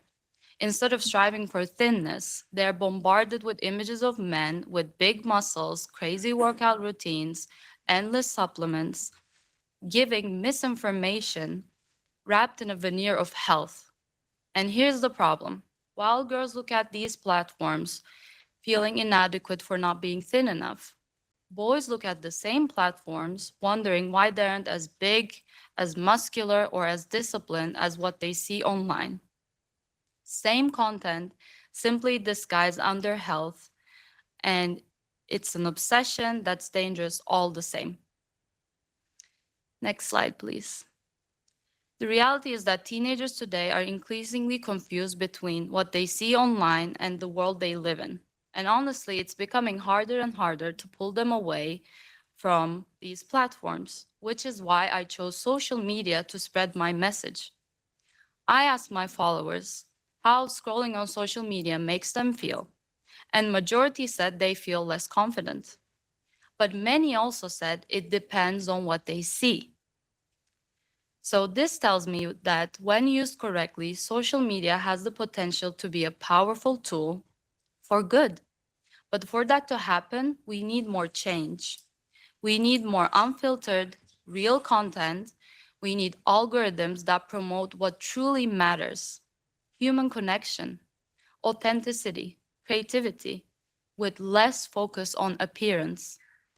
We need stricter regulations to protect vulnerable teenagers from these unrealistic ideals they're exposed to on social media.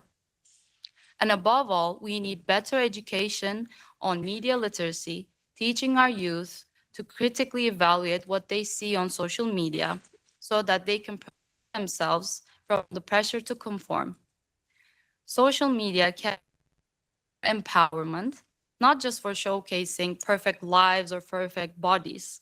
If we can create space for community, if we can foster an environment where true health and authenticity are celebrated, we can begin to reverse the harm that has been done and maybe even prevent it for future generations. Thank you.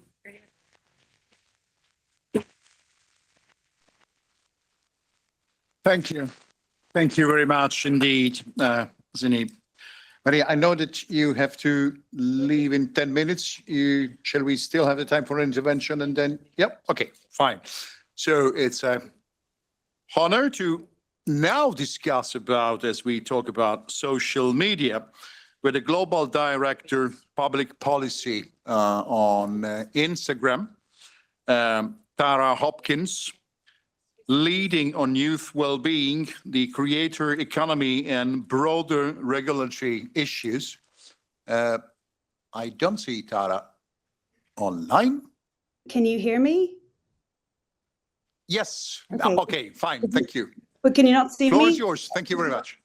Yeah, Okay. now we see you. Okay, Fine. good, great. Okay.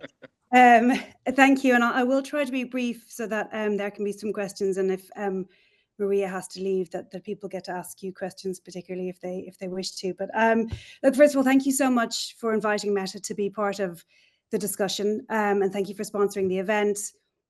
Particular thanks to those, Zeynep, for sharing your lived experience. It's so incredibly important that we do hear from that kind of lived experience, particularly on the social media side, where you talk about the fact that you had a very negative experience, and then you also are using social media platforms to spread body positivity. So I really appreciate it.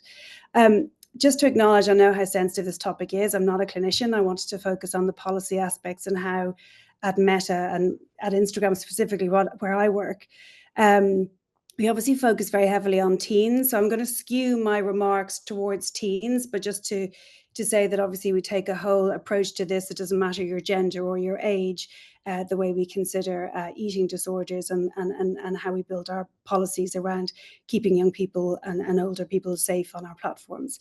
I don't have slides, but I'm very happy to share some of what I talk about later after this meeting. So I was going to look at three things. One is our current approach to our policies around disordered eating and the behaviours that we see and how those behaviours have evolved on our platform. The second is then how our approach has evolved and what we're going to be looking at next. And then the broader context around age-appropriate content and social media. And obviously this is incredibly topical at the moment amongst European policymakers, and I would say also amongst European parents, and what we're calling for in some of that space.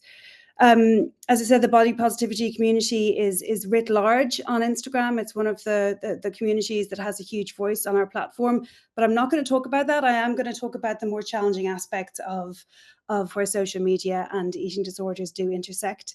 I take this with a lot of humility as well, because as I said, on Meta, we are social media platforms. We're an AI company. We are not experts in eating disorders. So we do rely really, really heavily on bringing experts in from a wide range of backgrounds to help to ensure that our policies are set in the right place.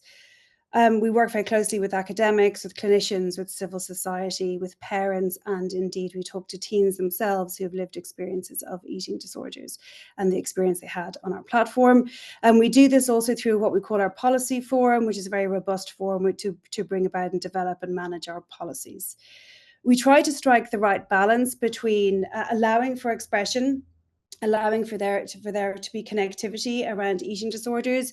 We think we have a responsibility and a role to play in destigmatizing mental health, as our social media platform. Instagram is a platform where we have hundreds of millions of young people using the platform every day and billions across the world using the platform every day. So we take that responsibility incredibly seriously. What we do currently is we remove content that promotes or depicts eating disorders, and we age gate other content related to eating disorders. So we allow people to admit to an eating disorder. We allow people on our platform to share their recovery. We don't want to stigmatize that, but we do remove content that focuses on actually some of the photographs you just saw, some of the pictures you just saw around kind of very, very skinny content, so depictions of things like ribs or collarbones. These are all photographs that are associated with potentially eating disorders. Content that contains instructions for drastic or unhealthy weight loss. When shared together with the terms associated with eating disorders, it's really important that we know and understand the context in which that kind of content is being shared. We also remove content that mocks victims or survivors of eating disorders, whether they're publicly known or kind of implied in their experience of an eating disorder. For teens, the experience is quite different. So for teens, we're also hiding more types of content related to self-injury or eating disorders with expert guidance. We don't recommend this kind of content in Reels or Explore for anyone on Instagram. But as of last year, we no longer show it to teens in feed and stories. These are two of the kind of ways people use Instagram, even when that kind of content might be shared by someone that you follow. So we already don't allow for this kind of content in Reels and Explore, but even if you're following someone, we recognize that actually that content could be harmful, even though you're following someone, and we won't show it in your feeds or in stories if you're under the age of 18. We use proactive detection, so AI, to find this kind of content, and then it's sent to reviewers who are able to review this kind of content, particularly because it's highly, highly contextual, to make sure that we're getting the judgment correct, that we don't stigmatize someone who might be sharing admission or recovery content, and then we would remove it. We would direct the person who has posted that content to a local support organization, helplines, etc. And indeed, sometimes we would even contact emergency services if we felt we needed to do that because of what we were seeing on the content. When someone is searching for posts or content related to eating disorders or body images, they see a pop-up with tips and ways to connect with organizations I'm based in London, so Beat in the UK, but we try to localize that as much as we possibly can. And we also connect people with 24-hour helplines. And if there's a 24-hour helpline for eating disorders in the local market, we try as much as possible to make sure that we're market sensitive and we're connecting them to that. The other thing I'd say on this before I talk about the broader approach is in November of last year, we also announced the ability for people who are using Instagram to reset their recommendations. And this is something that Zeynep, I think you spoke to, which is that if you have had an eating disorder in the past, or you've been searching for this kind of content in the past, but you have recovered, you don't want to see any of this kind of content. We've actually created an ability to reset your recommendations. So kind of starting afresh on Instagram. This is available to anyone, but it is particularly, we think, helpful for those who are recovering from an eating disorder or who might have engaged with this kind of content in the past, just to tell the algorithm that they do not want to see this kind of content in the future. So a reset. More broadly, I would say our approach to teens and age-appropriate content has really, really evolved. We recently made a very, very large safety update, which was the creation of teen accounts on Instagram. We, over the last couple of years, have been speaking with parents, particularly and across the EU, as well as in the US and other places. Parents told us that the three things they're most concerned about are who can contact their young person when they're using social media, when they're using Instagram, the content that they see, which is extremely relevant to this conversation, and I'll talk about it, and then at the amount of time they're spending on social media. So we built teen accounts, which addresses each of these. I'll just talk about the second point of that, which is making sure that young people aren't coming across content that is not age appropriate for them. So we have what's called a sensitive content control. This is set under the teen accounts experience to default to see less of it. And so this eating disorder content will be classified as sensitive content. So when you're in the teen account experience, you will be seeing like as little as that as we can possibly ensure. And the important thing about teen accounts is that every teenager under the age of 18 who is a stated age, so who we know is under the age of 18, across the EU has been moved into the teen account experience over the last few months. Anyone who's new to Instagram immediately is put into the teen account experience. Any teenager under the age of 18 who's already on Instagram has been moved automatically into the teen account experience. And importantly, we've differentiated between younger and older teens, that younger teens do need and parents expect them to have more safety features and a more protective experience. And so what we've done for anyone under the age of 16, anyone under the age of 16, they cannot change any of those features without getting the approval of their parent. So if they don't want to change those features and they want to stay in the default setting, that's fine. But if they want to change them to less restricted, then they have to get the approval of their parents. As I said, that's been rolled out pretty much across the EU at this point until the end of March. The last thing I'll talk about is the next phase of our approach to eating disorders. So we are currently consulting with experts on the issue of extreme dieting. Actually, Zeynep, you spoke about this as well.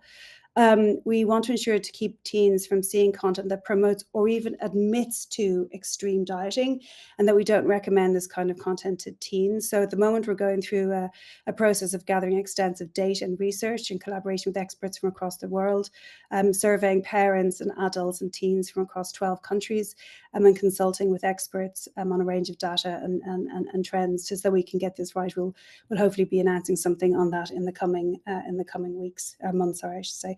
The last thing I'd talk about is age. Knowing and understanding the age of those who are using our platform is incredibly important. I know part of this discussion is about kind of policy answers to some of these huge societal issues, and we would be calling that there is more of a European focus. There's a lot of fragmentation around this area. We're investing very heavily in it, but we do think that there is a wider industry approach to knowing and understanding the age of those who are using social media platforms more broadly, and therefore able to ensure that we're able to put young people into those more age-appropriate experiences in a really cohesive way. I will stop there because I'm sure I'm at time, and thank you for your time. Thank you very much. Thank you very much, Dara, for sharing of these policies. Thank you very much, Chair. I hate leaving very important conversations. I'm just stepping out and work to come back in little issue around debating a Republican around what's the changes that are going on in Ukraine right now. So I promise I will be back. But I just wanted to thank Harriet and team for coming, Clodagh online, and Tara, why you're based in the UK. We're going to claim you as some connected to Ireland, given the work you do on Meta. But I think everybody has wrapped it up, in particular yourself, in the best way. The image we see online of others is a challenge to how we perceive ourselves. And my ask for you is this, in case I miss the final push here, but in the intergroup of mental health, so that's pan-European MEPs, and I welcome my Irish colleague here, Cynthia Nimurahu, for joining this discussion. There's a couple of big asks we have. A, support an EU mental health strategy, ensure that our health ministers in every one of our member states are understanding the importance of mental health in all its facets. A psychosocial directive, be it at work, tying into the previous question that we had in the panel, and making sure mental health is associated with everything we do here. An EU mental health year to ensure the likes of discussions like this are not just happening in silo or over the likes of this awareness week, but on the 365-day basis, and to have more and more engagement from our citizens, that we write the black and white text of legislation on a daily basis to impact their lives in a positive manner. So I'll leave it there, and thank you again to all our colleagues for joining. Thank you, Vice President, and you did a very, very good job, sir. I hope to be back to compliment and differently, but apologies for just a few short minutes. Thank you very much. Now we still have 8 minutes if we want to be on schedule, and we have some questions, and we have the closing remarks of our Vice President. So we received some questions already. There was questions from the audience. Any question from the audience? Yep, sorry. Grazie. Allora, violenze e disturbi alimentari in genere hanno un elemento comune, ovvero l'oblio. Mi spiego. Queste difficoltà sono silenziose per chi ne soffre, soprattutto per i più giovani. Il primo problema è riuscire a parlarne. È un problema di chi soffre di queste difficoltà, è un problema per le famiglie, è un problema per chi vuole aiutare. Cosa fare? Non è possibile tracciare una linea coerente e ben scandita di questa ipotetica azione, ma sicuramente bisogna fare tutto il possibile. Intanto, secondo me, sempre più nelle scuole, sempre più coinvolgendo le famiglie e i ragazzi insieme. Credo che il dialogo e il confronto siano i primi elementi. C'è bisogno, secondo me, di iniziative che non abbiano bandiere né barriere, perché di barriere non si può parlare davanti a questi problemi, e soprattutto ci sarebbe bisogno di un progetto a cascata virtuoso forte di sensibilizzazione e informazione che parta dall'Unione Europea, magari, per arrivare alle scuole e a ciascuna famiglia, un progetto capace di entrare in ogni casa. La famiglia non è più recepita come un'istituzione forte, e questo è dovuto anche alla presenza di alcune tecnologie o dei social media. Secondo me l'unica strada è quella di continuare a informare e a sensibilizzare in modo tale da sostenere le famiglie, a contribuire a renderle forti. È possibile, e qui la domanda, riuscire a pensare ad un progetto così fatto, strutturandolo a cascata in modo tale che arrivi veramente ad ogni famiglia? Grazie mille. Possiamo soltanto chiedere di presentarsi for the record. Scusi, salve, Marco Ottaviani, piacere. Grazie. Any other question from the room? Yep. Can I please ask you to introduce yourself and be brief in the question? Sì, grazie. Sono Muzzo Antonio, faccio la pubblica amministrazione nel comune di Roma. Io in sintesi volevo dire che le diverse sfaccettature che possono avere i disturbi alimentari uno che ritengo importante, oltre al fattore mentale, psicofisico, penso che sia la questione dell'alimento, degli alimenti stessi che ci circondano. Sono padre di 3 bambini di 12 anni, 10 anni e 7 anni, dei 3 bellissimi bambini, e ci troviamo come genitori. Penso che l'educazione alimentare parta basilarmente tanto proprio dalla famiglia, anche sì nelle persone adulte, ma è più facile applicarla partendo dalla crescita dei bambini.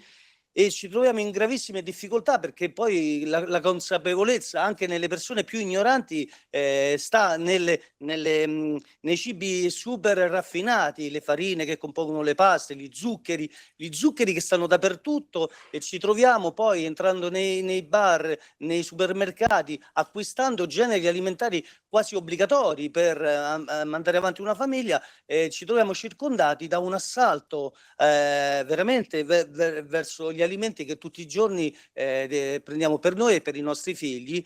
E la mia domanda è una domanda quanto anche una richiesta di ciò che possiamo fare per cercare, prendo un esempio e vado nella conclusione, cosa si sta facendo per i beni materiali, per sconfiggere l'obsolescenza programmata dei materiali, cosa possiamo fare per neutralizzare un pochino le componenti malate e dannose che stanno negli alimenti che ci circondano tutti i giorni.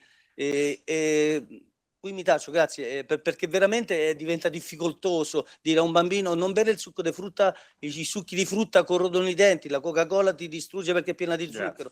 E le dipendenze che mettono le famiglie in grave difficoltà a difendersi da tutto questo, ad educare i bambini. Grazie. Grazie mille. Last question from the room.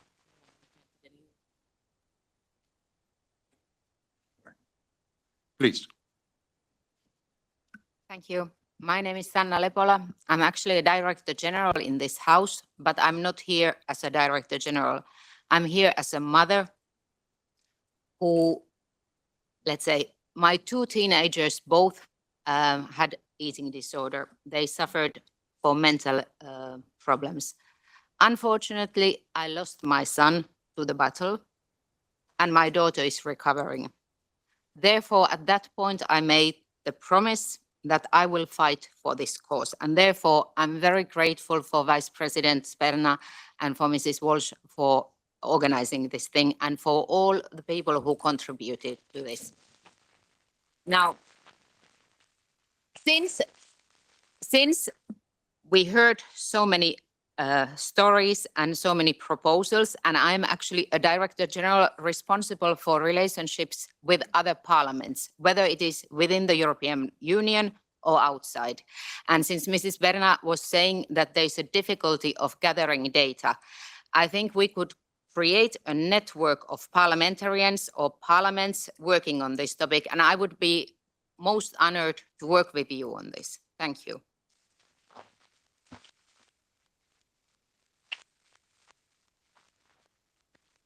Thank you very much. Thank you for sharing your experience and for this proposal, which is absolutely stunningly important.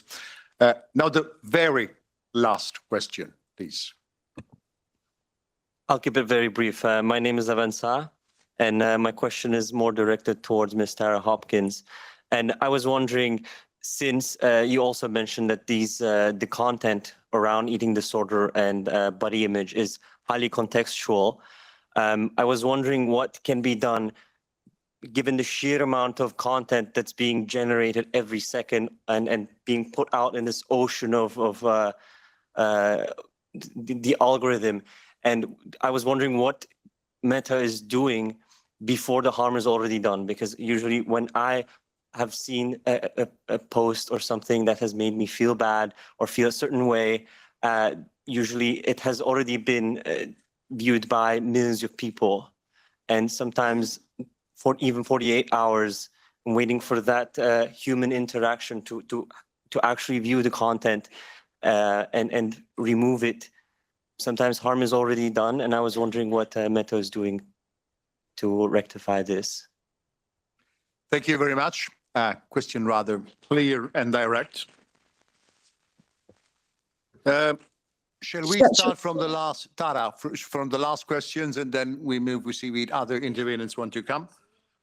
Sure, and I recognise that we're kind of almost at the time, so I'll be quick. And also, someone from Meta is also in the room if you want to follow up the conversation, because this is a big question and it's a big conversation. But thank you for the question. Look, there are a range of ways that we try to do this. I mean, the first is that we try to get the policies in the right place, that we are removing the kind of content that we should be removing, but we are leaving up the kind of content that is in that context of kind of admission and people expressing themselves about eating disorders, and we want to make sure that we don't stigmatize. So getting the policies in the right place is something that we really strive to try to do. Then there's AI technology, which is improving all the time to be able to find and remove this kind of content as quickly as possible. You're right, it is very highly contextual, because just a photograph of someone with a certain type of body type does not violate our policies unless it hits a number of issues around our eating disorder policies. So if we know that the context isn't within the context of eating disorders, or it's about promoting an eating disorder, that would obviously violate our policies and would remove it as quickly as possible. Again, I think we try to really focus on the most vulnerable of our users. So the teen accounts new product that I spoke about, we think is really going to help here, and really knowing and understanding the age of people who are using our platform is really important, because once we know that someone is under the age of 18, they might not have told us, they might not have given us their real age when they first joined Instagram. That does happen, and so we need the recommendation surfaces to know that this individual is under the age of 18 and therefore should have additional protections. I'm going to leave it there just because it's at time, but as I said, someone from Meta is in the room and could have a further conversation with you, or I'm very happy to follow up myself as well. Thank you very much. Thank you very much indeed. We still have a few questions to answer, and I will leave the task of answering to our Vice President. 4 minutes. Sarò breve. Intanto grazie a tutti per i contributi al dibattito. Dottoressa Lepola, io la ringrazio per la disponibilità sia in qualità di mamma ma anche in qualità di direttore, perché chiaramente le iniziative parlamentari sono importanti, ma se la struttura tecnica, per quanto di competenza o anche di volontà, ci può supportare, chiaramente per noi è fondamentale, perché come ho detto al primo minuto del mio intervento, non era questa una giornata di passerella, ma era una giornata per raccogliere operativamente, anche se vi dico con grande emozione, perché insomma ci avete fatto battere il cuore e ci avete anche dato una grande responsabilità, però raccogliere sfide operative, che è quello che poi, anche rispetto alle domande che ci sono state poste e ai contributi che hanno portato tutti i relatori, che io ringrazio, perché veramente non solo un dibattito qualificato, ma anche molto calato nel problema e nelle questioni. Volevo ringraziare la dottoressa di Meta e anche il suo collega qua presente per la responsabilità che avete dimostrato oggi in questi vostri interventi, ma anche appunto nel dare il vostro punto di vista e anche una chiave di lettura rispetto a delle piattaforme che a volte sembrano sulla luna. In realtà dietro ci sono delle persone, quindi se le persone si confrontano nell'elaborazione delle politiche pubbliche e anche nelle chiavi di lettura da dare poi a chi vi ascolta, ecco, secondo me è importante e è qualificante sia per il vostro lavoro, ma anche e soprattutto per la cassa di risonanza che noi possiamo avere rispetto all'esterno, perché poi io stessa ho citato nel mio discorso la digitalizzazione, il fatto che i giovani e gli adolescenti utilizzino le piattaforme social e quant'altro, ma io vedo diciamo la collaborazione istituzionale in questo senso come un'opportunità, perché chiaramente non possiamo pensare di vivere in un mondo che non sia più digitale, perché andiamo tutti in quella direzione. Quindi la organizzazione, la regolamentazione, ma anche la libertà di fruizione sono tutte questioni che chiaramente debbono essere poste alla nostra attenzione, e gestirle e condurle rispetto alle nostre prerogative. Chiaramente noi non siamo la Commissione oggi, quindi non abbiamo il potere esecutivo, però sicuramente possiamo avere un potere di indirizzo e soprattutto la possibilità di sottoporre all'attenzione della Commissione delle questioni che poi possono essere prese in considerazione per l'elaborazione, a quel punto sì, di politiche che si riverberano riverberano poi su 500 milioni di persone, come dicevo all'inizio. Quindi per riassumere un po' la giornata di oggi, la prevenzione, io credo, l'ho detto nel mio intervento, sia una delle questioni fondamentali, perché la prevenzione a monte previene tutto quello di cui abbiamo parlato dopo, e cioè i disturbi, e cioè le misure di sostegno, e cioè le misure di sostegno alle famiglie, piuttosto che cure, perché poi quando si parla di patologia a valle chiaramente si parla di cure, si parla di costi per i sistemi sanitari, anche se diversi nei Paesi membri, e quindi a valle di tutto quello che ne comporta. E quindi la prevenzione è legata alla sensibilizzazione. Ecco perché progetti come quello di Nadia, ma anche quello della dottoressa di Bodywise, che ringrazio per la sua esperienza e per averci presentato una piattaforma che sicuramente può essere un modello per tanti paesi d'Europa e per tante attività che possono essere finanziate grazie alle linee di finanziamento che esistono all'interno della più ampia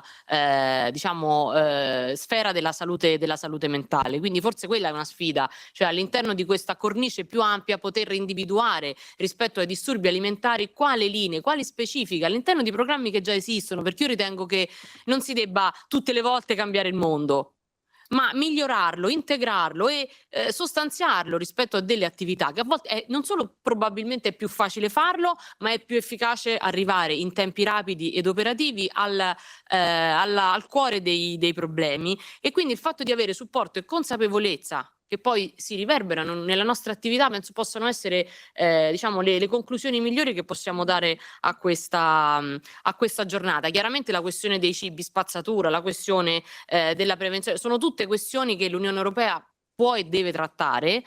Ci sono tante, il lavoro prima che diceva Nadia, cioè la questione della consapevolezza anche su una dieta sana.